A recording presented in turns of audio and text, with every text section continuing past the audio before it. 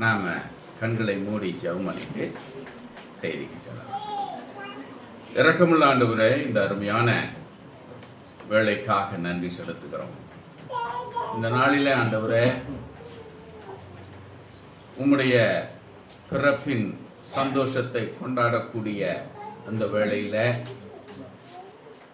இப்படியா எங்களை கூட்டி சேர்த்து உம்மை ஆராதிக்க, துதிக்க, போற்ற, தியானிக்க கொடுத்திருக்கும் அருமையான சமயத்திற்காக நன்றி. இந்த வேளையில ஆவியானவர் எங்களோடு பேச வேண்டுமாய் ஜெபிக்கிறேன். உம்முடைய வார்த்தையை எங்களுக்கு தெளிவாய் வெளிப்படுத்தும், சத்தியத்தை வெளிப்படுத்தும், எங்கள் ஒவ்வொருவரோடு பேசியறோம். ஆண்டவரே, உமது வார்த்தை அது வல்லமை உடையதாய் இருக்கிறது. அது நிமித்தமாய் எங்களுக்கு ஆசீர்வாதமாக மாற்றித்தார். பாவியாகி என்னை உம்முடைய சிலுவைக்கு பின்னதாக மறைத்துக் கொண்டு கர்த்தாவே, இங்குள்ள அந்த அருமையான மக்களுக்கு தேவையான வார்த்தையினால் என்னை நிரப்பி நீர் பேச வேண்டுமாய் ஜெபிக்கிறேன். உம்முடைய சிலுவைக்கு பின்னதாக என்னை மறைத்துக் கொள்ளும், முதாவினால் என்னை நிரப்பியறலும், உம்முடைய வெளிப்படுத்துதனால் நிரப்பியறலும். நீர் பேசு, இயேசுவின் நாமத்தில் பிதாவே, ஆமென். இங்கே காபிரியேல் தூதன் சகரியா யாரு? ஆசாரியா. சகரியாவுக்கு தீர்க்க தரிசனம், ஒரு தீர்க்க தரிசனமாக உரைக்கிறார். என்ன உரைக்கிறார்? சகரியாவுக்கு தேவதூதன் என்ன சொல்றாரு? பயப்படாதே, உன் வேண்டுதல் கேட்கப்பட்டது. உன் மனைவியாகிய எலிசபெத் உனக்கு ஒரு குமாரனை பெறுவாள், அவனுக்கு யோவான் என்று பெயர். சகரியாவுக்கு வயதான கிழவன், அவருக்கு சொல்றாரு தேவதூதன், உன் மனைவி கற்பந்தரித்து ஒரு குமாரனை பெறுவாள். அதுக்கு பின்னாடி பார்த்தோம்னா அதே காபிரியேல் தூதன் யாருக்கு உரைக்கிறாரு? மரியாளுக்கு என்ன சொல்றாரு? தேவதூதன் அவளை நோக்கி, மரியாளே, பயப்படாதே, நீ தேவனிடத்தில் கிருபை பெற்றாய். இதோ நீ கர்ப்பவதியாகி ஒரு குமாரனை பெறுவாய், அவருக்கு இயேசு என்று பெயரிடுவாயாக. மரியாளுக்கு சென்று நீ கர்ப்பமாவன்றாரு. சகரியாவத்துல நீ கர்ப்பமாவன்றாரு. சகரியா கிழமை, மரியாளே கன்னி பெண்ணு.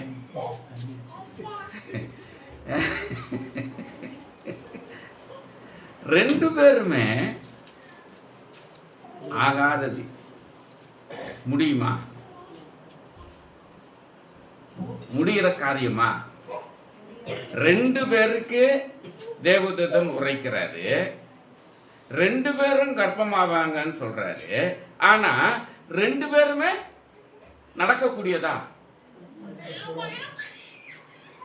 முடியாதது. முடியுமான்னு கேட்டா முடியாதது. இன்றைக்கு நிறைய சாட்சிகளை சொன்னாங்க உங்க பாஸ்டர். சபையில் இருக்கிற உங்களை குறிச்சும் சொன்னாங்க. முடியுமா? முடியாது. ஆனா அவரால என்னையா இது ஆச்சரியமா இருக்கு. கன்னி பெண்ணு எப்படிங்க? இப்போ உங்கள சில சாட்சி சொன்னீங்க, ஏதோ கொஞ்சம் கஷ்டப்பட்டா, ஏதாவது முயற்சி பண்ணா முடியும். ஆனா ஒரு கன்னி பெண்ணு கர்ப்பம் தரிக்கும்னு சொன்னா அது எப்படி ஆகும்? எவ்வளவுதான் யோசித்து பார்த்தாலும் என்னதான் செஞ்சாலும் நடக்காது. ஏன்னா இது ஒரு இயற்கையான முறையாக இருந்தாலும் அந்த இயற்கை முறையை உண்டு பண்ணது யாரு? அவர்தான். இந்த மாதிரி பிள்ளை பெறக்கூடிய காரியம், இந்த சம்பவம், இதை ஏற்பாடு பண்ணினதே யாரு? அவர்தான். அவர்தான் இந்த ஒரு ஏற்பாடு செய்தார். அவரை என்ன செய்றாரு?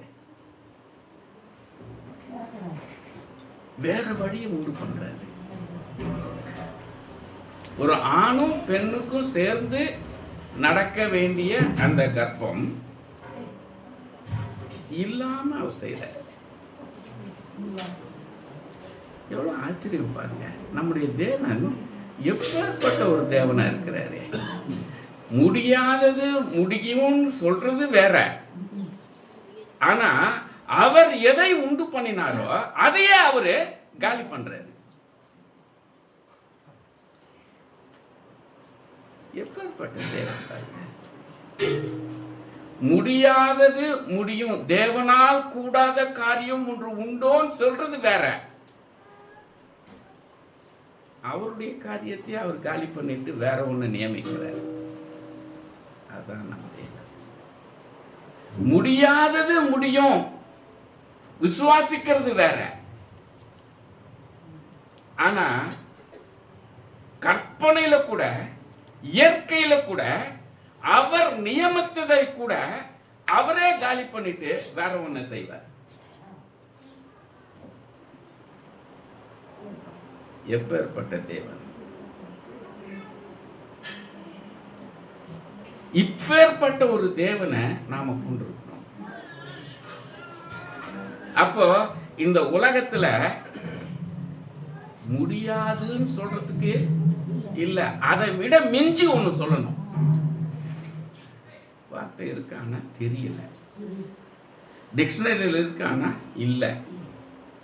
அவர் ஒருவர் தான் செய்ய முடியும். அவர் ஒருவர் தான் செய்ய முடியும். முடியுமா? முடியுமா? முடியும். முடியும். செஞ்சிருக்கிறார்ல கிழவனுக்கு. அவனே சொல்றான், சகரியாவே சொல்றாரு, நான் கிழவனாச்சே, இது எப்படிங்க நடக்கும் கேக்குறாரு. மரியாதை சொல்றாரு, அடே நம்ம ஒரு ஆணைய அறியாதவனாச்சே, எனக்கு எப்படி பிறக்கும்? ரெண்டு பேருமே சொல்றாங்க, எப்படிங்க இது ஆகும்? ஆனா அவர் தேவதூதனு இது அவர் பாடுன்னு சொல்லிட்டு போயிட்டார்.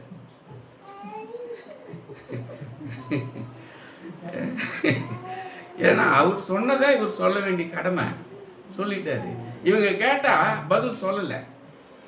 இவங்க ரெண்டு பேரும் கேள்விக்கு தேவதூதன் பதில் சொன்னாரா? சொல்லல. அது அவர் பாடுன்ட்டு போயிட்டாரு.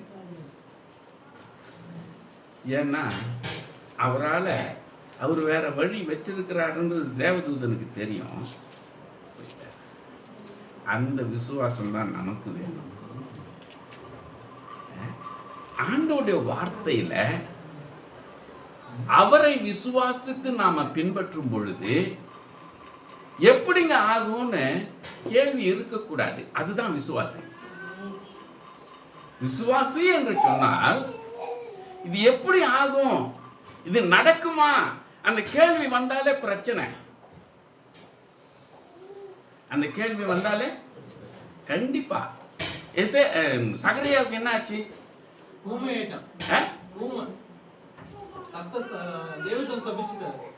ஏன் அவருடைய தேவனுடைய வார்த்தை விசுவாசிக்கல. மரியாளும் கேட்டாரு. மரியாள் கேட்டார்ல, அதே அதிகாரத்தில் தான் இருக்கு. மரியாள் கேட்டாளா? மரியாள் கேள்வி கேட்டாளா? கேட்டா இது எப்படி ஆகும் கேட்டா. சகரியா கேட்டது தானே கேட்ட. அப்போ ஆண்டவர் பாரபட்சம் உள்ளவர் இல்லையா? ஓர வஞ்சனம் உள்ளவர். ஒருத்தனை அடிக்கிறாரு, ஒருத்தனை விட்டுறாரு இல்லையா? அப்படித்தானே? கரெக்டா சொல்லுங்க.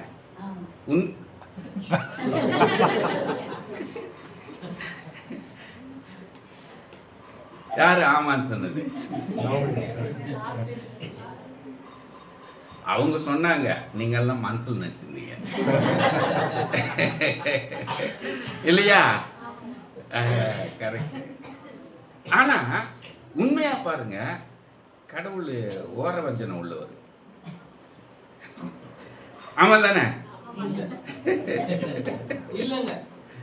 ஏன் இல்ல? அவர் அந்த கிழவனாக ஆபிரகாமும் குழந்தை பிறந்திருக்கு. ஆனா அங்க வேண்டாம், இத சொல்லுங்க. உலகம் தோன்றது போது அது நடக்கல, நடக்க சாத்தியம் இல்லை. இல்ல ஏன் அந்த இது வேணாம். ஒருத்தனை தண்டிக்கிறாரு, ஒருத்தனை தண்டிக்கல. ரெண்டும் ஒரே அதிகாரம், ரெண்டு பேருக்கும் ஒரே செய்தி, ரெண்டு பேருக்கும் ஒரே மாதிரியான செய்தி. ஒருத்தனை தண்டிக்கிறாரு, ஒருத்தனை தண்டிக்கல. ஏன்?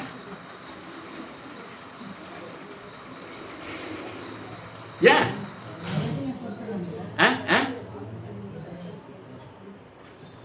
வந்து சொல்லுங்களேன். உங்கள்கிட்ட என்னதான் இருக்குதுன்னு நான் தெரிஞ்சுக்கிறேன்.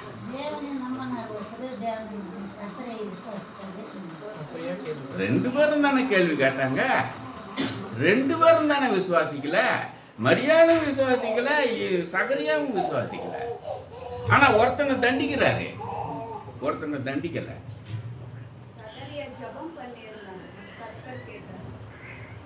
அப்பதானே கேள்வி கேட்கிறான். ஜெபம் பண்ணவங்க தானே ஆழமா விசுவாசிக்கணும். ஆமா, மரியாள் தான் விசுவாசிக்கலையே. மரியாள் தெரிந்து கொள்ளப்பட்டவளாச்சே. மரியாள் தெரிந்து கொள்ளப்பட்டவள் தானே. மரியாள் தெரிந்து கொள்ளப்பட்டவள், அவருடைய சித்தத்தை நிறைவேற்றுவதற்கு உன்னதமான காரியத்துக்காக தெரிந்து கொள்ளப்பட்டவள். தகுதி இல்லாம தெரிந்து கொள்வாரா? அவருடைய உன்னதமான திட்டத்தை நிறைவேற்றுவதற்கு தகுதி இல்லாதவனை தெரிந்து கொள்வாரா? அப்ப மரியாதை தகுதி உள்ளவள் தானே. கேள்வி கேட்கிறாள், சந்தேகப்படுறாள்.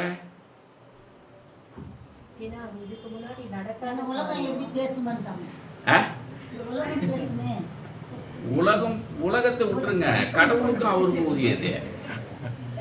என்ன சொன்னீங்க? இதுக்கு முன்னாடி மரியாளுக்கு நடந்தது நடக்காத காரியம். ஆனா சகரியாவுக்கு சொன்ன வார்த்தை நடக்கக்கூடிய காரியம். எப்படி?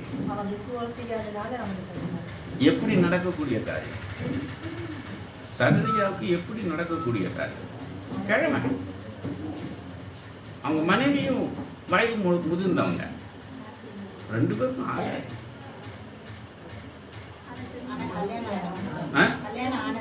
கல்யாணம் ஆயிருந்தா என்ன? அவர் நியமனம் பண்ணது ஒண்ணு இருக்கு இல்லையா?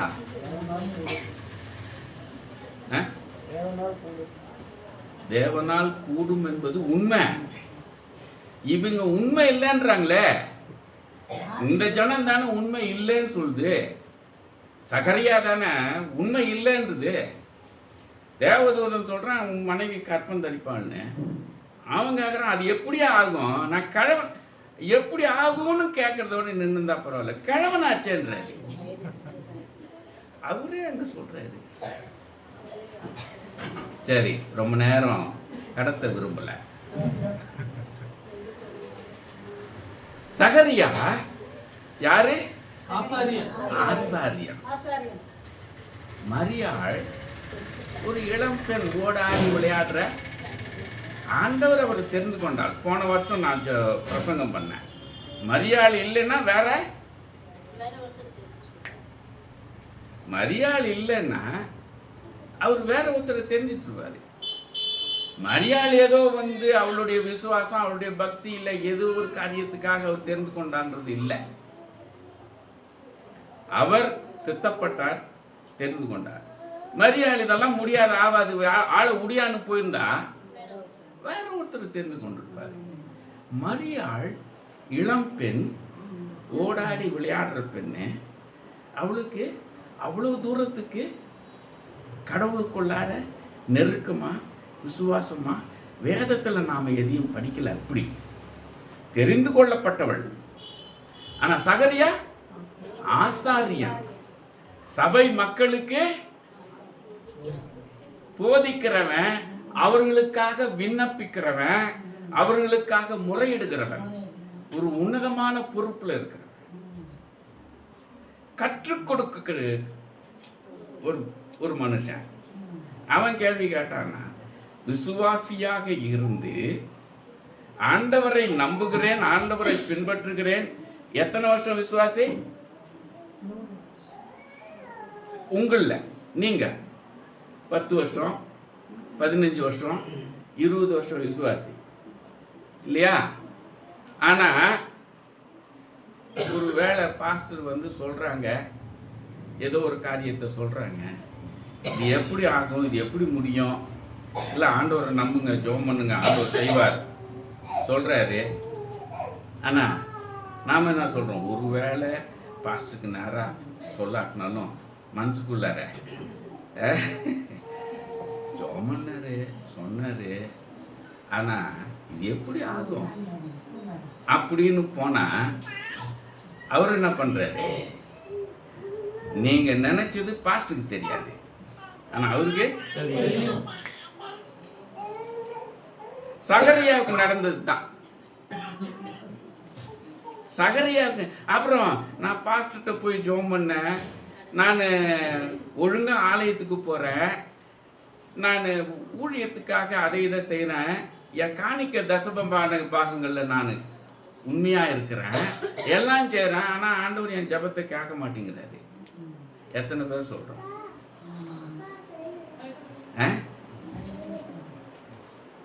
இப்படி இனிமேலுக்கு சொன்னீங்கன்னா, இல்லை இந்த மாதிரி ஒரு யோசனை உங்களுக்கு வருதுன்னா சகரியாவை நினைச்சுங்க.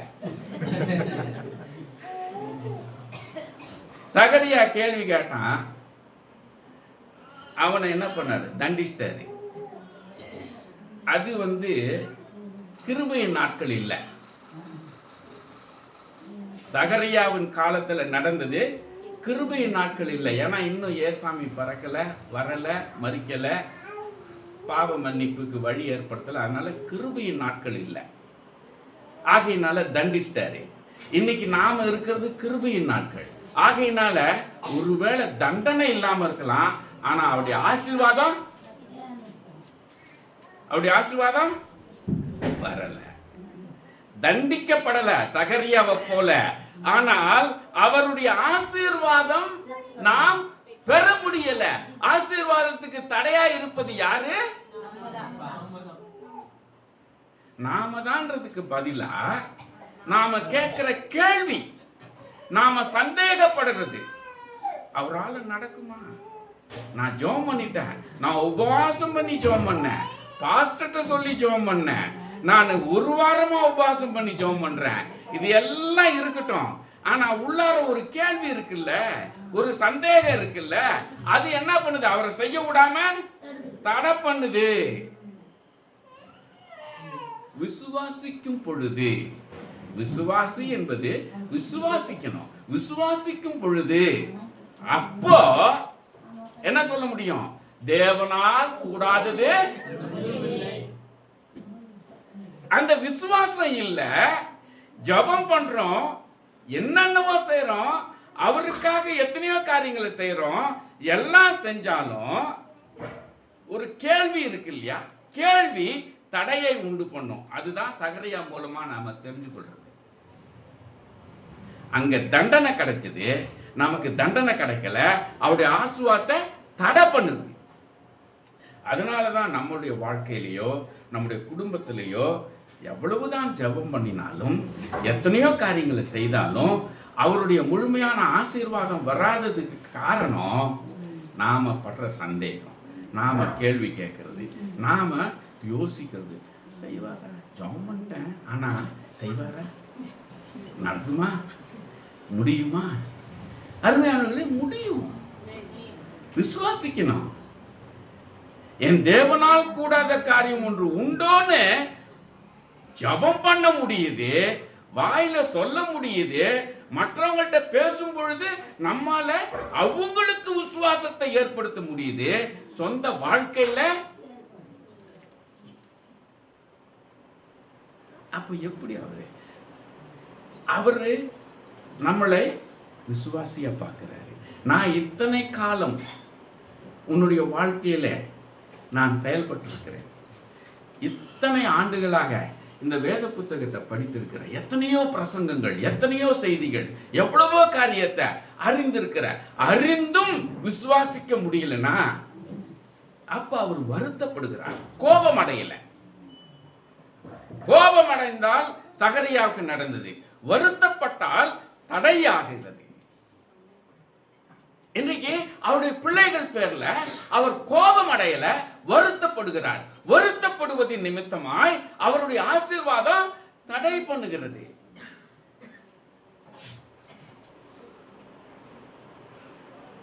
இங்க முடியாதது முடிந்தது. வேதத்துல 4 வாலிபர்களை குறித்து படிக்கிறோம். யாரு இவங்க? யாரு? அடிமைகள். அதான் அதை அண்டர்லைன் பண்ணுங்க. அதை நான் பிரசங்கம் பண்ணும் பொழுது அதை அப்படியே அவங்க பேரை சொன்னா அடிமை நினைச்சுக்கங்க. அவங்கள குறித்து நான் சொல்லும் பொழுது அடிமைன்றதை ஞாபகப்படுத்திக்கங்க. அடிமைகள். அவங்க என்ன செய்யறாங்க? பாபிலோன் தேசத்துல இருக்கிறாங்க.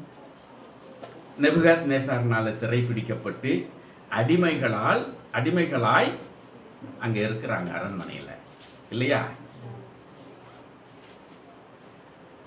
அவங்க யாரு? கர்த்தருடைய பிள்ளைகள், விசுவாசிகள் இல்லையா? அவங்க ஒரு அடிமைக்கு உரிமை இருக்கா? இல்ல. அடிமைக்கு உரிமை இருக்கா? கைதிக்கு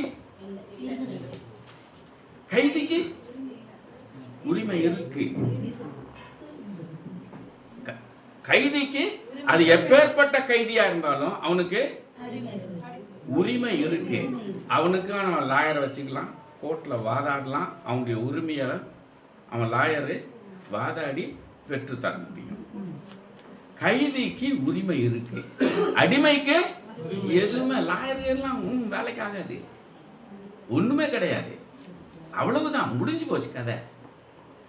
அடிமைக்கு எந்த உரிமையும் எந்த காரியமும் வாய் திறந்து கூட பேச முடியாது சுயாதீனமா. கைதிக்கு உரிமை இருக்கு. இந்த அடிமைகள் அரண்மனையில் இருக்கிறாங்க. ராஜா சொல்றாரு, என்ன சொல்றாரு? அந்த அரண்மனை இவங்களெல்லாம் பார்த்துக்கிற அந்த அதிகாரி கிட்ட ராஜா என்ன சொல்றாரு? இவங்களுக்கு ராஜாவுடைய போஜனத்தை கொடுத்து இவங்களை பராமரிக்க சொல்றாரு. பராமரிச்சு இவர்கள யாரு அந்த கடைசி நாள்ல புஷ்டியா திரட்சியா ஞானிகளாக எல்லா விதத்திலும் சிறந்து இருக்கிறார்களோ அவர்களை அவருடைய சொந்த ஆபீஸ்க்கு தெரிந்து கொள்ள போகிறார். அவருடைய விருப்பப்படி யார் யாருக்கு எந்த பொறுப்பு கொடுக்கணும், என்ன அதிகாரம் கொடுக்கணும்ன்ற தெரிந்து கொள்வதற்காக இப்போ இந்த பயிற்சியை கொடுக்கிறாரு. இவங்களுக்கும் அந்த 4 பேரும் அந்த குழுல இருக்கிறாங்க. என்ன செய்யறாங்க? முதல் நாள் அவங்களுக்கு என்ன நடக்குது?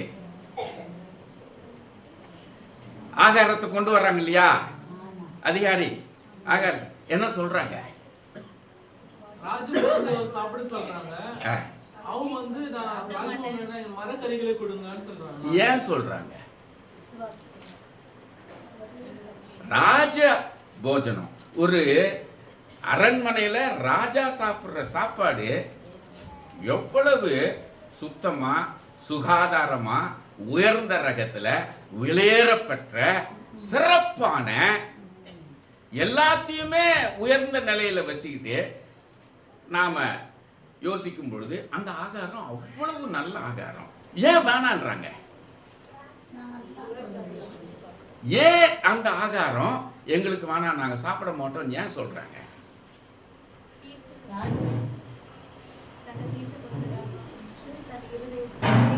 என்ன எந்த காரணத்தினால?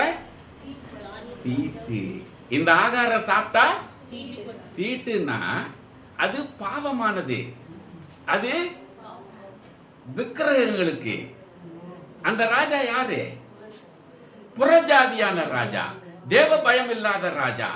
அந்த அரண்மனையில இந்த ஆகாரங்கள் பூஜிக்கப்பட்டு அது தீட்டுப்பட்டதா இருக்கிறது. அந்த ஆகாரத்தை சாப்பிடக்கூடாது. அடிமைக்கு உரிமை உண்டா?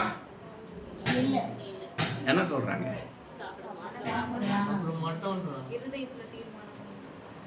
முதல்ல தீட்டானது, பாவமானது, ஆண்டவருக்கு பிடிக்காதது, ஆண்டவருக்கு விரோதமானது, அடிமையாக இருந்தாலும் அவர்களுக்கு உரிமையே இல்லாமற் போனாலும், அப்படி அவங்க சொன்னாங்கன்னா எப்பேற்பட்ட ஒரு தண்டனையோ அவர்களுக்கு விரோதமாக காரியங்கள் நடக்குமோ எல்லாம் தெரியும். தெரிந்தும் என்ன செய்றாங்க?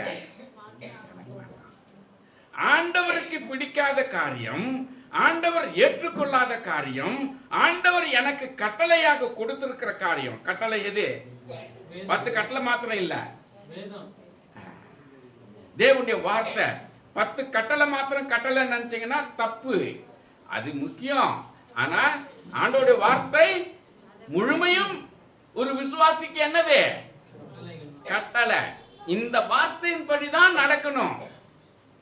நான் விசுவாசி, எனக்கு வேத புத்தகம் நல்லா தெரியும், நல்லா ஜெபம் பண்ண தெரியும், எல்லாம் தெரியும். ஆகையினால எனக்குன்னு ஒரு வழி, எனக்குன்னு ஒரு யோசனை, எனக்குன்னு ஒரு சிந்தனையை வச்சுக்கிட்டு நான் நடத்துப்பேன்னு சொன்னா அவர் ஏத்துக்க மாட்டாரு. நாம செய்யலாம்.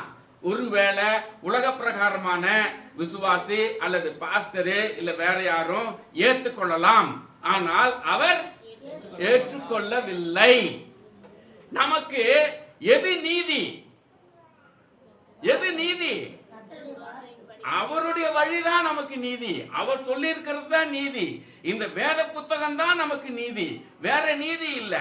உங்களை பிரியப்படுத்த, உங்களை சமாதானப்படுத்த, இல்லைன்னா உங்களை திருப்திப்படுத்த, ஒருவேளை என்கிட்ட ஏதோ ஒரு ஆலோசனை கேட்குறீங்க அப்படின்னா அந்த ஆலோசனையோட கூட சேர்ந்து உங்களுக்குன்னு இருக்கிற ஒரு வழியையும் சொல்லி கேட்டீங்கன்னா உங்களை திருப்திப்படுத்துறதுக்கு ஒருவேளை செய்யுங்கன்னு சொல்லலாம். ஆஹா, பாஸ்டர் சொல்லிட்டாரு ஆகையினால நான் செய்வேன்னு சொன்னீங்கன்னா அவரு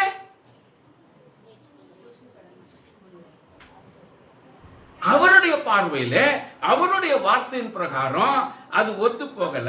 ஆகையினால ஆசீர்வாதத்தையோ அல்லது நன்மை செய்யக்கூடியதோ பாதுகாப்பு கொடுக்கக்கூடியதோ யார்கிட்ட இருக்கு? பாஸ்டர் இருக்கு. அவர் என்ன பண்றாரு? கைவிட்டுறாரு. இந்த வாலிபர்கள் என்ன பண்றாங்க? நாங்கள் அடிமைகள் என்று இருந்தாலும் என் தேவனுக்கு பிடிக்காது, எனக்கு எந்த உரிமையும் கிடையாது, நான் இங்க கைதியா இருக்கிறேன், அடிமை மாத்திரமல்ல அடிமையின் கைதியா இருக்கிறேன், எனக்குன்னு ஒரு சலுகை ஒரு உரிமை பேச்சு எதுவுமே கிடையாது. ஆனாலும் என் ஆண்டவருக்கு பிடிக்காத காரியம், என் ஆண்டவருக்கு விரோதமான காரியம் எதுவே ஆனாலும் என்னவே நடந்தாலும் இதை நான் செய்ய மாட்டேன்னு தீர்மானிச்சாங்கல்ல, அதை ஆண்டவர். இந்த சம்பவம் எல்லாம் உங்களுக்கு நல்லா தெரியும். ஆனா அவங்க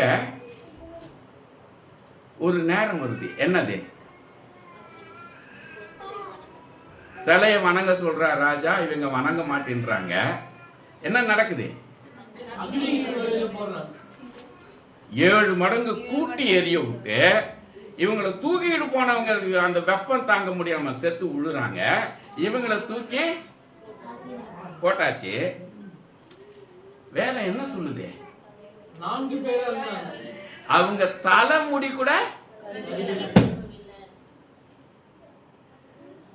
அவங்க தலைமுடி கூட கருகல. அங்கே அவர் வந்து நிற்கிறார். அவங்களோட யார் நிக்கிறது? கர்த்தர். ஆண்டவர் அவங்களோட நிக்கிறாரு, அவங்களோட உலாவுறாரு. அந்த தலைமுடி கூட கருகி போக முடியாதபடிக்கு அவங்கள பாதுகாக்கிறாரு. எதனால் செய்தாரு? அவர் கர்த்தரை விசுவாசிச்சாங்க, கர்த்தரை மாத்திரம் விசுவாசிச்சாங்க. ஆண்டோடைய வார்த்தைக்கு பயந்தாங்க. இந்த ஆகாரம் நாங்க சாப்பிட மாட்டோம், ஏன்னா அது தீட்டான காரியம், ஆண்டவருக்கு பிடிக்காத காரியம், ஆண்டவருக்கு விரோதமான காரியம். வேத புத்தகம் சொல்லக்கூடியதுக்கு நான் எனக்குன்னு சொந்த வழியை வச்சுக்கிட்டு சமாதானப்படுத்திக்கிட்டு அப்படி இப்படி கொஞ்சம் அட்ஜஸ்ட் பண்ணிக்கிட்டு நான் செய்வேன்னு சொன்னா அவர் நிக்க மாட்டாரு. உன் பிரச்சனையில, உன் கஷ்டத்துல, உன் போராட்டத்துல, உன்னுடைய இக்கட்டான சூழ்நிலையில உன் தேவன் நிற்கணும். நீ போராடுற, உபவாசித்து ஜெபம் பண்ற, ஐயோ ஐயோன்னு கத்துற, அழுகிற, போராடுற, எல்லாம் செய்யற, அவர் நிக்க மாட்டேங்கிறாரு. ஏன்னா அவரை முழுமையா கீழ்ப்படியல. இந்த அடிமைகள் அவருடைய வார்த்தைக்கு முக்கியம் கொடுத்தாங்க. ராஜ கட்டளை அவங்க மதிக்கல. ராஜ கட்டளைய அவங்க மதிக்கல. ஓயா எனக்கு வானான்ட்டாங்க. ஆண்டவர் என்ன பண்றாரு? அக்கினியில தூக்கி போட்டா அங்க அவங்களோட நிக்கிறாரு. உன்னோடு தேவன் நிற்க வேண்டும் என்றால் உன்னுடைய பிரச்சனைகளிலே, உன்னுடைய வேதனைகளிலே, உன்னுடைய இக்கட்டான வேளையிலே நீ அவரோடு மன்றாடி ஜெபிக்கும் பொழுது அந்த ஜெபத்திலே உன்னோடு கூட நின்று உன் ஜெபத்தை கேட்டு உன்னை விடுவிக்கிறவராக இருக்க வேண்டும் என்றால் இந்த வார்த்தைக்கு நீ முழுமையாக கீழ்ப்படிய வேண்டும், விசுவாசிக்க வேண்டும். அப்படி இல்லைன்னா வேலை நடக்காது. எங்க வேணா என்ன வேணா போய் செஞ்சுங்க. கோடி கோடிய ஆண்டவுடைய ஊழியத்துக்கு பணத்தை கொடுங்க, என்னத்துக்கு பிரயோஜனம்? சபை நல்லா கட்டப்படலாம், ஊழியம் பெருசாகலாம், உனக்கு என்ன நன்மை? ஒரு பைசாவுக்கு பிரயோஜனம் இல்லை. ஏன்னா ஆண்டோடைய வார்த்தை முக்கியமா இல்ல. ஆண்டோடைய வார்த்தையை கீழ்ப்படிய முடியல, ஆண்டோடைய வார்த்தையின்படி நடக்க முடியல.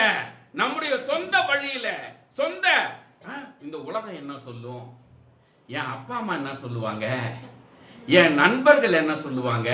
இன்றைக்கு நிறைய பேர் அப்படி செய்யறாங்க. நண்பர்களை பிரியப்படுத்துறது, அக்கம் பக்கத்தில் இருக்கிறவங்க பிரியப்படுத்துறது. அதுலயும் இந்த நாட்கள்ல ரொம்ப சௌரியமா போச்சு. அரசாங்கம் ரொம்ப மோசமா இருக்கு, ஆகையினால கொஞ்சம் அட்ஜஸ்ட் பண்ணிக்கணும், கொஞ்சம் அப்படி இப்படி பார்த்துக்கணும். அதுக்கு பலவிதமான காரணங்கள். அருமையானவர்களே, இது வேலைக்காகாது. உண்மையாக தேவனை விசுவாசிக்கிறாய் என்றால் காரணங்கள் கிடையாது, சாக்கு போக்கு கிடையாது. அப்படி என்றால் உன் தேவனை நீ மறுதலிக்கிறாய், உன் தேவனை நீ விட்டுக் கொடுக்கிறாய், உன் தேவனை நீ அசிங்கப்படுத்துகிறாய், உன் தேவனை நீ அவமானப்படுத்துகிறாய். ஆனால் உன் தேவன் உனக்கு உதவி செய்ய வேண்டும் என்று நினைத்தால் நடக்காது, நடக்காது. அடிமைகள் அவங்க ரொம்ப தைரியமா சொல்றாங்க, யோ உன் அக்கினியாவது என்ன வேணா செய்ய, உன் சிலையை வணங்க மாட்டேன், நான் நம்புற தேவன் எனக்கு உதவி செய்வார் அப்படின்னு சொன்னதோட நிறுத்தல இந்த பசங்க.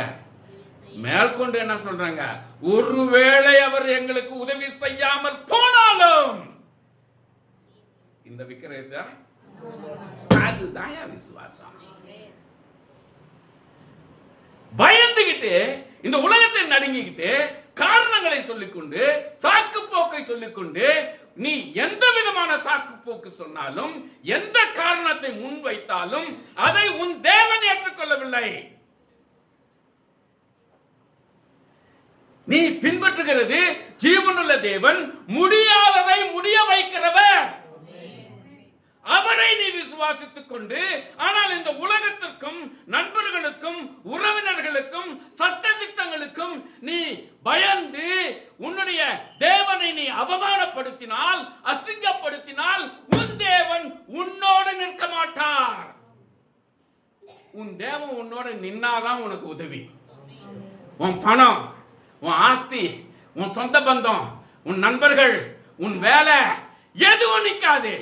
அழிந்து போகும், அழிந்து போகும். தேவன் உன்னோடு நின்றார். ஏழ்மையில இருந்தாலும் சாதிக்கிறவனாய் மாறுவாய். அடிமைகள் அடிமைகள் சாதனையாளர்களாக மாறு. தேவன் அவர்களோடு வந்து நின்னது மாத்திரம் இல்லை, அவர்களோடு நின்னது மாத்திரம் இல்லை, அவங்க முடிய கருக விடாம பார்த்துக்கிட்டது மாத்திரம் இல்லை. மகா உன்னதமான காரியம் என்னது? அந்த புறஜாதி ராஜா நடுங்கி போய் பயந்து போய் சொல்றான், தூக்கி போடுறான் அந்த சிலையாது மண்ணாவது. இவங்க தேவன் தான், இவரதான் சட்டமாவது ஏதாவது. யார் சொன்னது? யார் சொன்னது? அடிமைகள். சட்டமாவது வேற ஏதாவது. அது எனக்கு ஒரு பயனும் இல்லை, அது எனக்கு ஒரு பிரயோஜனம் இல்லை, எனக்கு அது உதவாது. அந்த சட்டம் எனக்கு ஒரு குப்பை. யார் சொன்னது? அடிமைகள். இந்த அடிமைகள் சொன்னாங்க. நான் வாலிபர்கள் சொல்லலாம், ஆனா அடிமை சொன்னாதான் எஃபெக்ட், அதுக்கு வேல்யூ ஜாஸ்தி. அடிமைகள் சொல்றாங்க, உன் சட்டம் எனக்கு வேலைக்கு ஆகாது, உன் சட்டம் எனக்கு பிரயோஜனம் இல்லை. நான் இன்ஜினியரிங்ல படிச்சுட்டு இருக்கும் பொழுது கிண்டி 4th இயர் ஃபைனல் இயர் படிச்சுட்டு இருக்கிறேன். என் பக்கத்து செக்ஷன்ல ஒரு ப்ரீஸ்ட், கேத்தலிக் ப்ரீஸ்ட், அவர் ஒரு ஸ்டூடெண்ட். அந்த வருஷம் பார்த்து அவருக்கு என்ன வந்ததுன்னு தெரியல, 3 வருஷமா படிச்சுட்டு இருக்கிறாரு, எல்லாம் நல்லா போயிட்டு இருக்குது. ஃபைனல் இயர், அவருக்கும் ஃபைனல் இயர், எனக்கும் ஃபைனல் இயர். அவர் பக்கத்துக்கு செக்ஷனு, அவருக்கு என்ன பிடிச்சதுன்னு தெரியல. அந்த வருஷம் அவர் முதல் ஆளா நின்று அவருடைய தலைமையில் அவருடைய டிபார்ட்மெண்ட்ல ஆயுத பூஜைக்கு காசு செலக்ட் பண்றாரு. எல்லாத்தையும் கலெக்ட் பண்ணி ஆயுத பூஜையை அவருடைய தலைமையில் அவர் கொண்டாட போறாரு. Catholic priest. என் செக்ஷன்ல, என் டிபார்ட்மெண்ட்ல எங்க பசங்க, நீ அதை செய்யறன்னா நான் எவ்வளவு பெருசா செய்யறேன் பாரு. நீ இவங்களுக்கு அது அவங்களுக்கு கடவுள் பயம் இல்லாதவங்க, கடவுள் அறியாதவனுங்க செய்யறாங்க. சரி, இதுக்கு கிளாஸ் எங்க டிபார்ட்மெண்ட் ஹெட்டையும் சேர்த்துக்கிட்டு செய்யறாங்க. எல்லாரும் காசு தரணும்ன்றாங்க, சொல்லிக்கிட்டே இருக்கிறாங்க. என்கிட்ட கேட்பாங்க, நான் கொடுக்க முடியாதுன்ட்டேன். நான் கொடுக்க மாட்டேன். இந்த பேரை சொல்லி கேட்டனா நான் கொடுக்க மாட்டேன். நீ வேற ஏதாவது ஒரு ஃபங்க்ஷனு, ஏதாவது ஒரு இது கொண்டாட்டம் அப்படி இப்படின்னு சொன்னா, நீ 5 ரூபா கேட்டனா நான் 100 ரூபா தரேன். ஆனா இதுன்னு கேட்டனா 10 பைசா தர மாட்டேன். என்கிட்ட இருக்குது, ஆனா கொடுக்க மாட்டேன். கொடுக்கல. அவனுங்க என்ன பண்ணாங்க, டிபார்ட்மெண்ட் ஹெட்டுக்கு எடுத்துன்னு போனாங்க. அவர் என்னை கம்பல் பண்றாரு, சார் முடியாது சார், நான் கொடுக்க மாட்டேன். டேய், நீ காசு மாத்திரம் கொடு, நீ எதுலையும் பங்கு பெற வேண்டாம், நீ எதுலையும் கலந்துக்க வேண்டாம், சும்மா உன் பணம் மாத்திரம் கொடு, நீ ஏதாவது போய்க்கோ, உன் தலையே நீ காலேஜுக்கா வரவானான்னு. நீங்க என்ன சார் காலேஜுக்கு வரவானான்னு? அந்த நாள் ஹாலிடே, நான் ஏன் வரப்போறேன்? காலேஜுக்கு வராத நீங்க என்ன சொல்றீங்க? அந்த நாள் ஹாலிடே சார், நான் வரவே மாட்டேன் சார், நான் கொடுக்க மாட்டேன். இல்ல கொடுத்தாகணும். முடியாது. உன் தலையெழுத்து என் கையில தெரியுமான்னாரு. தெரியும் சார், எனக்கு தெரியும், ஆனா கொடுக்க மாட்டேன். கொடுக்கல. அவரு பிரின்சிபல்கிட்ட எடுத்துன்னு போயிட்டார், காலேஜ் பிரின்சிபல்கிட்ட. அந்த ஆஃபீஸ் நிற்க வச்சு இவன் காசு கொடுக்க மாட்டேன்றான் அப்படின்ற. அவர் என்னை மிரட்டுறாரு, உன் ஃப்யூச்சரே எங்கள் கையில். ஆமாம் சார், உங்கள் ஃப்யூச்சர் உங்கள் கையில் தான், கொடுக்க மாட்டேன், இதுக்கு நான் தரமாட்டேன், நீங்கள் என்ன வேணால் செஞ்சீங்க, நீங்கள் எவ்வளோ பயமுறுத்திட்டீங்க, என் ஃப்யூச்சரு உங்கள் கையிலன்னு சொல்லிட்டீங்க, அதுவும் எனக்கு நல்லா தெரியும் உங்கள் கையில் தான் இருக்குது, ஆனால் நான் கொடுக்க மாட்டேன். ஃபெயில் நான் ஆகிட்டு போகிறேன், என்ன இப்போ நான் மறுபடியும் எழுதி பாஸ் பண்ணிக்கிறேன், காசு கொடுக்க மாட்டேன். கொடுக்கல, விட்டாங்க, பயமுறுத்தி பார்த்தாங்க, தொந்தரவு பண்ணாங்க, கொடுக்கல, விட்டுட்டாங்க. முழுசா விட்டுடல, விட்டா மாதிரி. ஃபைனல் எக்ஸாமுக்கு ஹால் டிக்கெட் கொடுப்பாங்க இல்லையா, ஹால் டிக்கெட் எனக்கு கொடுக்கல. எல்லாருக்கும் கூப்பிட்டு கொடுக்குறாரு எங்கள் டிபார்ட்மெண்ட் ஹெட்டு, எனக்கு கொடுக்கல. ஹால் டிக்கெட் கொடுக்க முடியாதுன்னு சார், இல்லைன்ட்டார். கொடுக்க முடியாதுன்னு சொல்ல, கொடுக்க முடியாதுன்னு சொன்னால் அவர் தப்பாயிடுவார், நான் அவர் பேரில் கம்ப்ளைண்ட் பண்ணலாம் லீகலாக. ஆகினால அவர் அப்படி சொல்ல, இல்லைன்ட்டார். இன்னும் தெரியல, உன் ஹால் டிக்கெட் மட்டும் வரலன்ட்டார். சரி, வரலன்னா போயிட்டு போகுது. அடுத்தது study holidays, 15 days study holidays முடிஞ்சது. எக்ஸாமினேஷனுக்கு நானும் வரேன், ஹால் டிக்கெட் இல்லை, வரேன். என் கிளாஸ்மேட்ஸ்லாம் சொன்னாங்க, டேய் ஹால் டிக்கெட் கிடச்சதா? இல்லை. சார்ட்ட மன்னிப்பு கேட்டு வாங்கிக்கடா, பரீட்சை எடுக்கணும். நான் ஏன் மன்னிப்பு கேட்கணும்? நான் என்ன தப்பு செஞ்சேன்? நான் மன்னிப்பு கேட்டால் நான் தப்பு செஞ்ச மாதிரி ஆகிடும். நான் மன்னிப்பு கேட்க மாட்டேன், எனக்கு ஹால் டிக்கெட் இல்லைனா பரவாயில்ல, நான் எழுதுறேன். நான் இந்த 15 நாளும் படித்து ப்ரிப்பேர் பண்ணேன், அதே வேளையில் ஜெபம் பண்ணிக்கிட்டு இருந்தேன். நான் எப்படி ஆகிலும் ஹால் டிக்கெட் இல்லாமல் பரீட்சை எழுதி ஆகணும், ஜெபம் பண்ணிக்கிட்டு இருந்தேன். அந்த விசுவாசத்தில் வந்தேன். என் கையில் அந்த காலேஜ் ஐடி மாத்திரம் இருக்குது, அதை எடுத்து பையில் வச்சுக்கிட்டு வந்துட்டேன். ஹால் டிக்கெட் இப்போ என் நம்பர் என்னான்னு, எக்ஸாமினேஷன் நம்பர் என்னான்னு தெரியணும், அப்போ தான் என் சீட்டில் போய் உட்கார முடியும். எனக்கு முன்னாடி இருக்கிறவன், எனக்கு பின்னாடி இருக்கிறவன், இது ஆல்ஃபபெட் பிரகாரம் அட்டண்டன்ஸில் இவங்க 2 பேரும் நம்பரை தெரிஞ்சுக்கிட்டு, அதுக்கு நடுவில் இருக்கிற நம்பர் நானாக கெஸ் பண்ணிக்கிட்டு அந்த நம்பரில் போய் உட்காந்துட்டேன் சீட்டில். கரெக்டாக இருந்தது. கொஸ்டின் பேப்பர், ஆன்சர் ஷீட் கொடுத்தாங்க, எழுதிக்கிட்டு இருக்கிறேன். ஒரு 45 minutes கழித்து சீஃப் எக்ஸாமினர் ரவுண்ட்ஸ் வர்றாரு, ஹால் டிக்கெட் செக் பண்ணிட்டு என்கிட்ட வந்தார். ஹால் டிக்கெட்னாரு. சார் என்னவோ தெரில சார், எனக்கு ஹால் டிக்கெட் கொடுக்கல, but I am a student of this college அப்படின்னு என் ஐடியா எடுத்துக்கோங்க. ஓகே, பார்த்துட்டு என் ஐடியா பார்த்தாரு, ஓகே போயிட்டார். எதுவுமே பேசலை, எக்ஸாமை எழுதிட்டு இருந்தேன் கண்டினியூவா. இந்த நியூஸ் எங்கள் டிபார்ட்மெண்ட் ஹெட்டுக்கு போயிடுச்சு. அவர் 1.5 hours கழிச்சு ஒடியாராரு எங்கள் ஹால் எக்ஸாமினர்கிட்ட, சார் கேஎஸ் பாலை பார்க்கணும் சார். ரைட், அவர் ஹெட் ஆஃப் த டிபார்ட்மெண்ட்ன்றதுனால ஈஸியாக விட்டாங்க. பாருங்க, வந்தார். டேய் உன் ஹால் டிக்கெட்றாங்க. இனிமேல் என்னத்துக்கு எனக்கு ஹால் டிக்கெட்? நான் வேலையே முடிச்சிட்டேன். இனிமே அந்த ஹால் டிக்கெட்டு குப்பை கூட சமம் இல்லை. ஹால் டிக்கெட்னால நான் என்ன செய்யணுமோ செய்துட்டேன், இனிமே அதுக்கு மதிப்பே இல்லை. அவர் எத்தாந்து கொடுக்குறாரு, ஹால் டிக்கெட்றாங்க.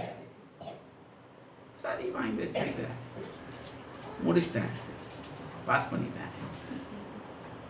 பிரின்சிபல் பயமுறுத்துறாரு, என் ஹெட் ஆஃப் த டிபார்ட்மெண்ட் பயமுறுத்துறாரு. நிஜமாவே ஹால் டிக்கெட் கொடுக்கல, முடியாதது நடக்குமா? இதானா? ஹால் டிக்கெட் இல்லாம எக்ஸாமினர் வந்து செக் பண்றாரு. நான் ஹால் டிக்கெட்டை கொடுக்கறதுக்கு பதிலாக என் ஐடியா எடுத்து கொடுக்குறேன், ஓகேன்ட்டு போறாரு, ஒரே கேள்வி இல்லாம. எப்படி? அவருக்காக இந்த பயமுறுத்துதல், இந்த சட்டத்திட்டம் வேலைக்கு ஆகாது. அவருடைய நீதி, அவருடைய வார்த்தை, அவருடைய கட்டளை, அவருக்கு பயந்து நாம் விசுவாசத்தோடு செயல்படும் பொழுது நமக்காக வந்து நிற்கிறார். ரொம்ப கொடூரமா இருக்கும், ரொம்ப பயங்கரமா இருக்கும். மிரட்டுவாங்க, ஒடுக்குவாங்க, எல்லா விதமான காரியங்களையும் செய்வாங்க. இறுதியில ஜெயிக்கிறது யாரு? கர்த்தர். ஜெயிக்கிறது யாரு? யாருக்காக விசுவாசத்தில் நிக்கிறீங்க? உங்களுடைய திறமையை காட்டுறதுக்கா? உங்களுடைய பலனை காட்டுறதுக்கா? நான் பெரிய ஆளுன்னு காட்டுறதுக்கா? இல்லையே. யாருக்காக? அவர் விடுவாரா? அவருக்காக நிற்கும் பொழுது அவர் உன்னை விட்டாருன்னா நீ ஏன் அவரை நம்பணும்? அவர் ஏன் உன் கர்த்தரா இருக்கணும்? அவர்கிட்ட நீ ஏன் ஜெபம் பண்ணணும்? இதை ஏன் நீ படிக்கணும்? தேவையில்லையா? தூக்கி போட்டு போலாமே. நீ அவரை நம்புற, விசுவாசிக்கிற, அவரை பின்பற்றுற, அவர் தான் உன் கடவுள்னு சொல்ற, என் தேவனால் கூடாத காரியம் ஒன்றும் இல்லைன்னு சொல்லி ஒரு நாள்ல 100 வாட்டி சொல்ற. அந்த கர்த்தர் உனக்கு நிக்கலன்னா நீ ஏன் அவரை பின்பற்றணும்? ஆமா தானே? உண்மைதானே? அப்ப ஏன் செயல்பட முடியல? ஏன் நம்முடைய தேவை நேரத்துல, பிரச்சனை நேரத்துல, கஷ்டத்தின் நேரத்துல எதுக்காக ஒத்து போகணும்? எதுக்கு பயப்படணும்? எதுக்கு இந்த அதிகாரத்துக்கும் சட்டத்துக்கும் மக்களுக்கும் உறவினர்களுக்கும் நண்பர்களுக்கும் கேலி கிண்டல்களுக்கும் அதுக்கும் இதுக்கு எதுக்கு பயந்து காம்ப்ரமைஸ் பண்றது? எதுக்கு? சத்தியத்தையும் உலகத்தையும் காம்ப்ரமைஸ் பண்றதுக்கு எதுக்கு? சத்தியத்துக்கு தான் நிக்கணும். காம்ப்ரமைஸ் பண்ணக்கூடாது, பண்ண முடியாது. ஆண்டவருடைய வார்த்தைக்கு காம்ப்ரமைஸ் இல்ல. காம்ப்ரமைஸ் பண்ணா தேவன் உன்னோட நிக்க மாட்டார். உன்னுடைய பிரச்சனையில விடுதலை இல்லை. எப்பேற்பட்டவங்க வந்து ஜெபம் பண்ணிட்டோம். அவருக்கு மிஞ்சின அதிகாரம் எதுவும் இல்லை. அவர்தான் உனக்கு நிக்கணும், அவர்தான் உனக்கு விடுவிக்கணும். அப்போ நீ தைரியமா நிக்கணும். இந்த அடிமைகள் உறுதியா நின்னாங்க. புறஜாதி ராஜா சொல்றான், இவங்க கடவுள் தான், ஒரே கடவுள், இவரை தான் பின்பற்றணும். அந்த சிலையை தூக்கி போடுறது, அந்த சிலை தான் இவங்களை தீயில போட வச்சுது. அந்த தீக்குள்ளார போனாங்க. ஆனா அதே புறஜாதி ராஜா எத்து போடுறாத, இவங்க கடவுளை வணங்கு.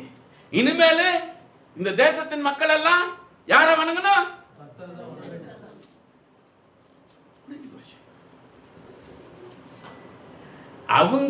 அவங்களோட கூட தேவன் வந்து நின்னது மாத்திரம் இல்ல, அவங்கள அந்த நெருப்பு கருகாதபடிக்கு காப்பாத்தினது மாத்திரமல்ல, அந்த தேசத்தையே, அந்த புறஜாதி ராஜாவையே அவங்க என்ன பண்ணிட்டாங்க? இயேசுவே கர்த்தர்னு சொல்ல வச்சிட்டாங்க.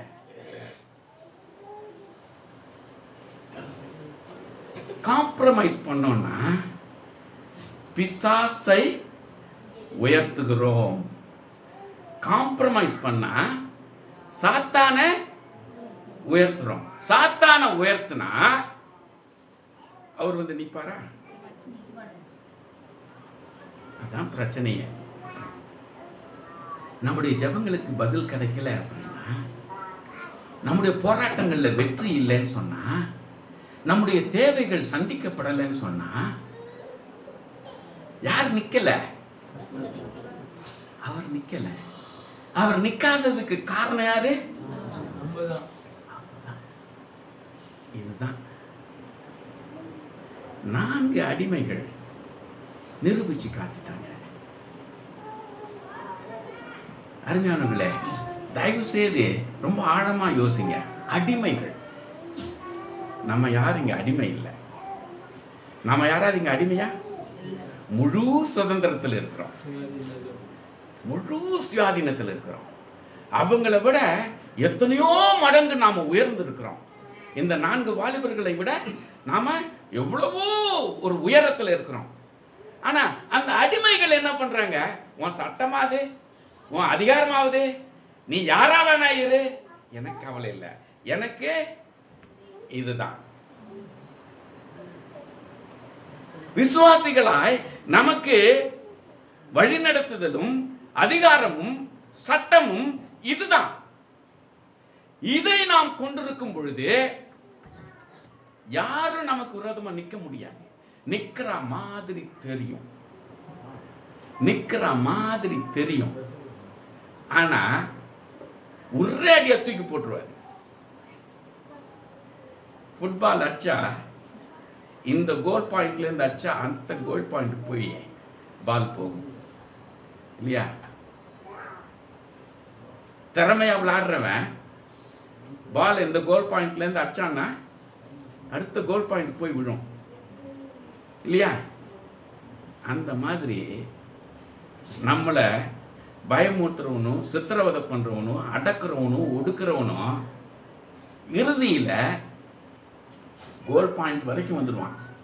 சாதிக்கிற மாதிரி அவன் எல்லாத்தையும் நம்மளை காலி பண்ற மாதிரி இந்த கோல் பாயிண்ட் வரைக்கும் வந்துட்டான். இங்க இருந்து இவர் என்ன பண்ற, ஒரே அடி அடிச்சு தூக்கடா செய்றாரு, ஒரே அடி தூக்கடா செய்றாரு, நாம ஜெயிச்சிடறோம். அதுதான் நம் தேவன். நம்முடைய விசுவாசத்தை எத்தனை உறுதியா இருக்கிறது. ஒரு ஆசாரியனாய் இருந்து மக்களை அவர் பக்கம் வழி நடத்தக்கூடிய சகரியா என்ன பண்றான், தோத்து போறான். அவருடைய சித்தத்தை நிறைவேற்றணும் ஆகியனால எலிசபெத் வாழ்க்கையில அவர் காரியத்தை செய்கிறார். ஆனா இவனை ஊமையாக்கி வச்சிருக்கார்.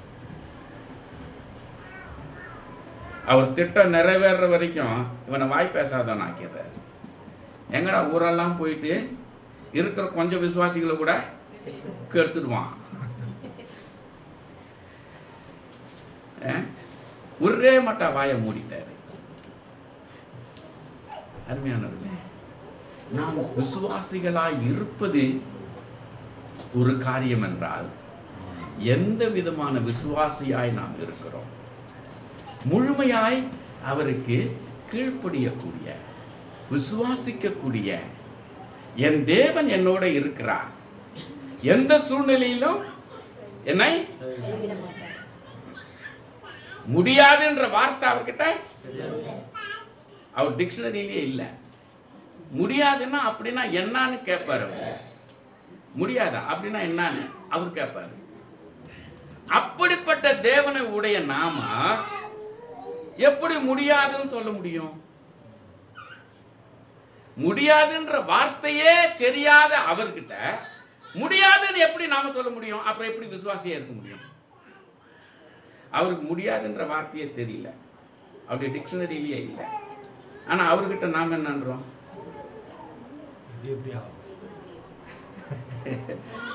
அப்போ அவரு நீ என்ன விசுவாசின்ற, எங்கேயோ குறை இருக்கு, ஏதோ தப்பு இருக்கு அப்படின்னு நின்று வாட்ச் பண்ற. என்ன தப்பு என்ன குறைன்னு வேடிக்கை பார்த்துட்டு இருக்கிறாரு.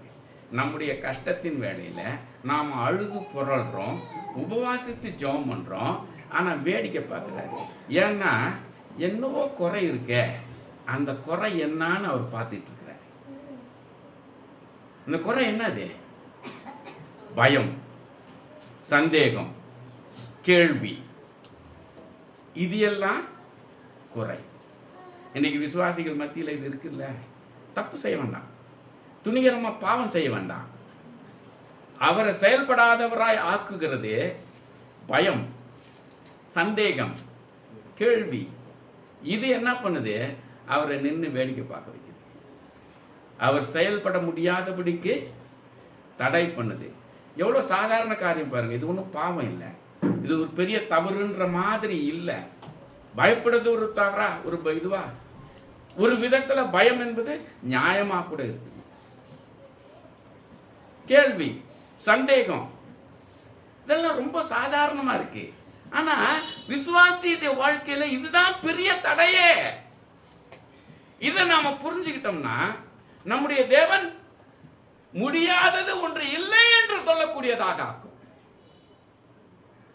இந்த பயமும் கேள்வியும் சந்தேகமும் இல்லாமல் இருக்கும் பொழுது நம்முடைய தேவன் முடியாதது என்று ஒன்றுமே இல்லைன்னு இதை அனுபவிச்சு பார்க்கணும், இதை ருசி பார்க்கணும். விசுவாசியா இருப்பது பெருசல்ல, விசுவாசியா இருப்பது ஒன்று நல்லது என்று இருந்தாலும் உன் தேவனை நீ நிச்சயமாக அனுபவிக்க வேண்டும். கர்த்தர் நல்லவர் என்பதை ருசித்து பாருங்கள் என்ற அந்த சொன்ன வார்த்தை நம்முடைய வாழ்க்கையில அவரை ருசி பார்க்கிறவர்களாய் இருக்க வேண்டும் என்றால் சந்தேகம், பயம், கேள்வி ஒதுங்கி போகிறது, இதெல்லாம் இருக்கக்கூடாது. இது ரொம்ப பெரிய தடை.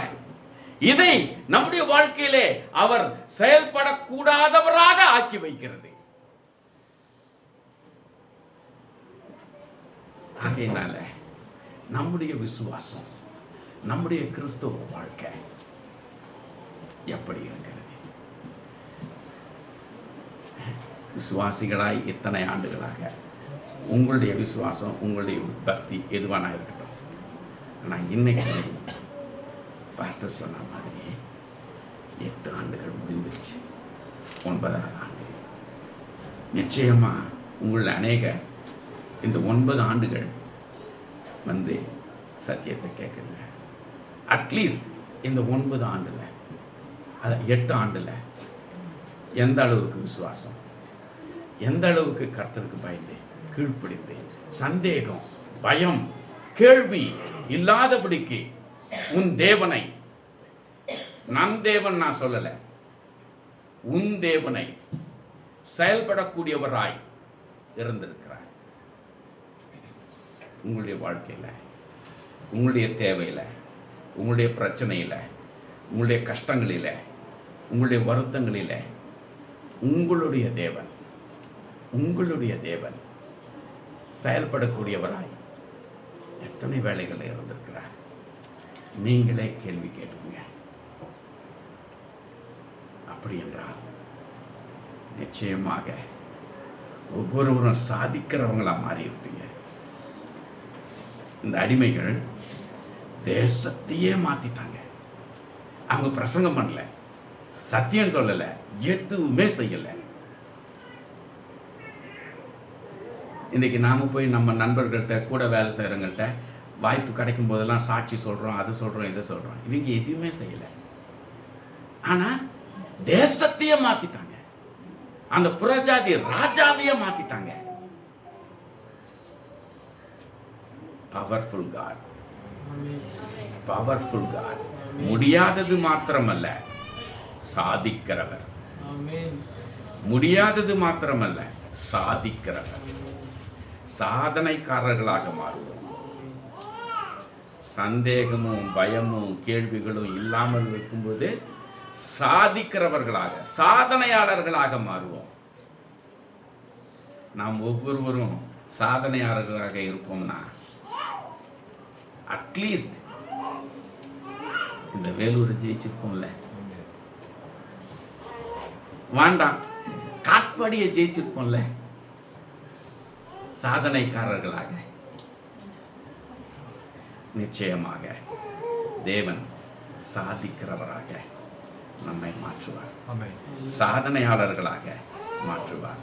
சந்தேகம், கேள்வி, பயம் ஒரு விசுவாசிக்கு இருக்கக்கூடாது. அது இருந்தால் விசுவாசம் ஒரு ஓரத்துக்கு போயிடும். நம்முடைய கிறிஸ்தவ பக்தி, நம்முடைய கிறிஸ்தவ வாழ்க்கை, நம்முடைய விசுவாச வாழ்க்கை எல்லாம் குப்பையில் இருக்கும்.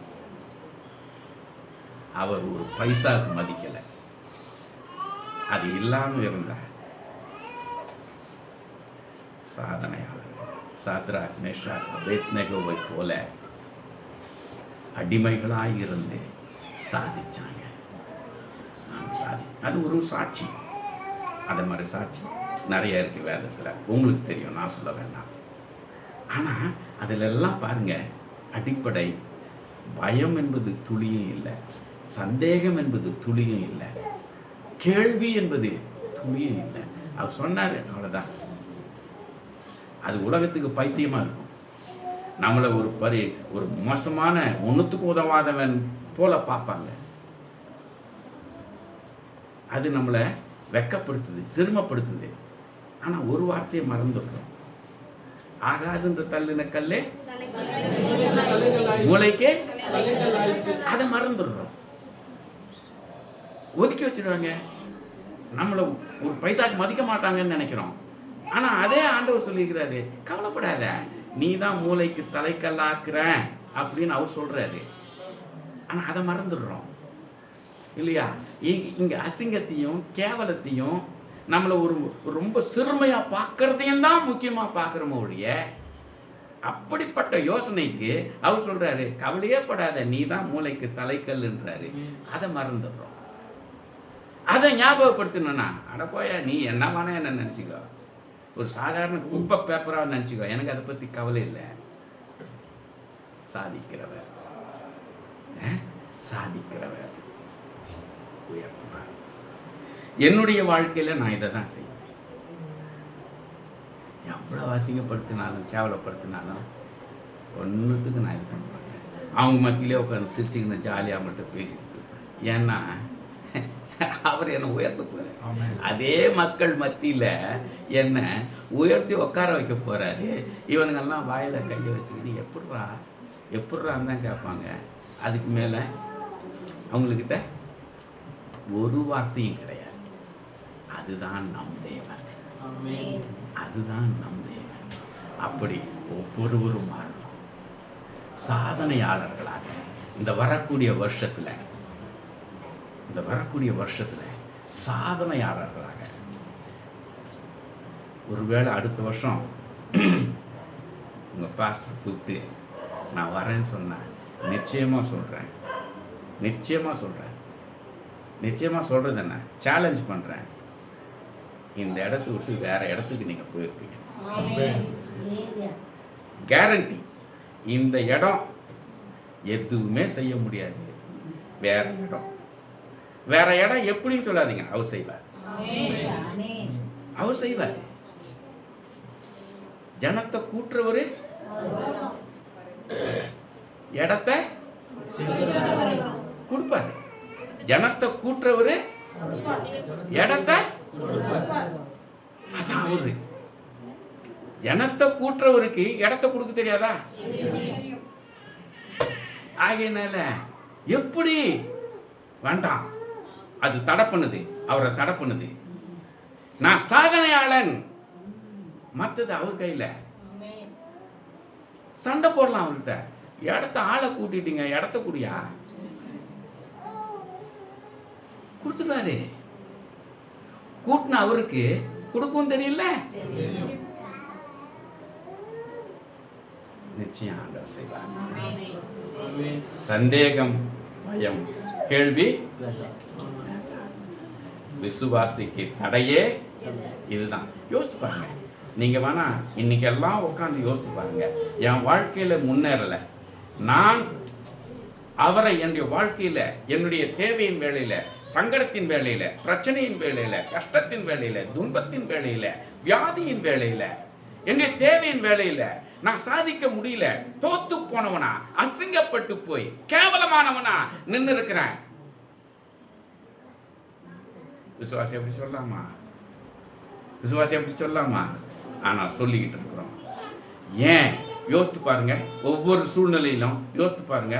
சந்தேகம், பயம், கேள்வி, இதுதான் அடிப்படை. வேற எந்த தப்பு செய்யல, துணிகரமா அவருக்கு விரோதமா செய்யல, அவருடைய வார்த்தைக்கு விரோதமா பாவ காரியங்கள் செய்யல, ஆனா உதவி செய்யல. காரணம் சந்தேகம், பயம், தடை. விசுவாசிக்கு இருக்கக்கூடிய தடைகள்,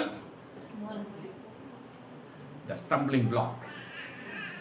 ஒரு விசுவாசிக்கு இருக்கக்கூடிய ஸ்டம்பிளிங் பிளாக் பயம், கேள்வி, சந்தேகம். அதை எடுத்துடுங்க. சாதனையாளர்கள் கொஞ்சம் கூட பயப்பட மாட்டான். அவன் உலகமே இருண்டு போச்சுன்ற அளவுக்கு பயமுறுத்துவான். பிசாசு இருக்கிறானே ரொம்ப பொல்லாதவன். நாம கற்பனைலாம் பண்றதுக்கு மேல ரொம்ப மகா பயங்கரமான அயோக்கியா. எந்த அளவுக்கு அவன் பயமுறுத்தணுமோ, எந்த அளவுக்கு ஒடுக்கணுமோ, எந்த அளவுக்கு அசிங்கப்படுத்தணுமோ அத்தனையும் செய்வான். இடம் கொடுக்காதீங்க. வாட, எனக்கு அவர் இருக்கிற என் தேவனே எங்களை காப்பாற்றாமல் போனாலும் நான் இந்த சிலைக்கு வணங்க மாட்டேன். நீ எவ்வளவு என்னை அசிங்கப்படுத்தினாலும், எவ்வளவு அவமானப்படுத்தினாலும், எவ்வளவு நீ துன்பப்படுத்தினாலும் என் தேவன் என்னோடு இருக்கிறார். நின்னீங்கன்னா சாதனையாளர்கள். சாதனையாளர்கள். இதை ஒரு தடவை அனுபவிச்சு பாருங்க, அப்புறம் உங்க வாழ்க்கை பூரா வெற்றி தான். வெற்றி தான். வெற்றி மேல் வெற்றி. வெற்றியோ வெற்றி.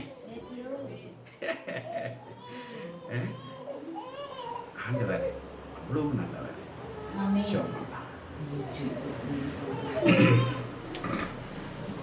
இறக்கமுள்ள ஆண்டவரே, எவ்வளவு ஒரு அற்புதமான காரியம் சுவாமி. ஒரு விசுவாசியின் வாழ்க்கையில பிசாசு எவ்வளவு தந்திரமா கீழே தள்ளிடுறான். ஒரு சாதாரண சந்தேகம், அது ஏனோ ஒரு பெரிய குத்தம் போல இல்லை, உம்மை துக்கப்படுத்துற காரியம் போல இல்லை, உமக்கு விரோதமாக நடக்கிற காரியம் போல தெரியல. ஒரு சாதாரணது, ரொம்ப இயல்பாய் இருக்கக்கூடியது. ஒரு பயம், ஒரு சந்தேகம், ஒரு கேள்வி. இன்னொரு பக்கத்தில் அதை பார்த்தா நியாயமானதாக இருக்கிறது. ஆனால் உம்முடைய பார்வையில நியாயம் என்பதற்கே வார்த்தை இல்லை. பயம், கேள்வி, சந்தேகத்துக்கு இடமே இல்லை. அப்படி இருக்கும் பொழுது நீ சாதிக்கிறீர்.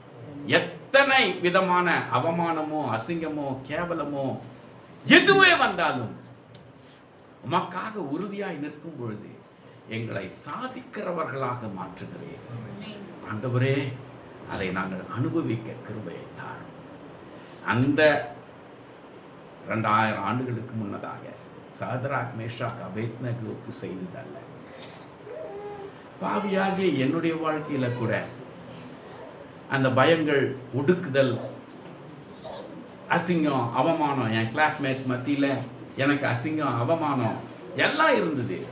ஆனால் உமக்காக உறுதியாய் நிற்கும் பொழுது நீ சாதிக்க வைத்து எல்லாம் எப்படி ஆச்சு?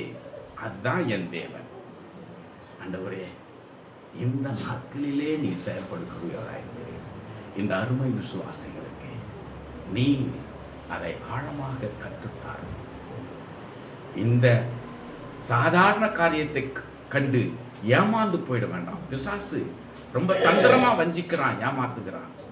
அந்த வஞ்சகத்துக்கு ஏமாந்து போயிடாதபடிக்கு உமக்காக உறுதியாய் நின்று ஒவ்வொருவரையும் சாதனையாளர்களாக மாற்றி உமக்கு சித்தமாக இருந்த அடுத்த வருஷத்துல இவங்க வேற இடத்துல இவங்களுடைய ஆராதனையை நடத்தணும். அதற்கு இவங்க தான் மூல காரணம்.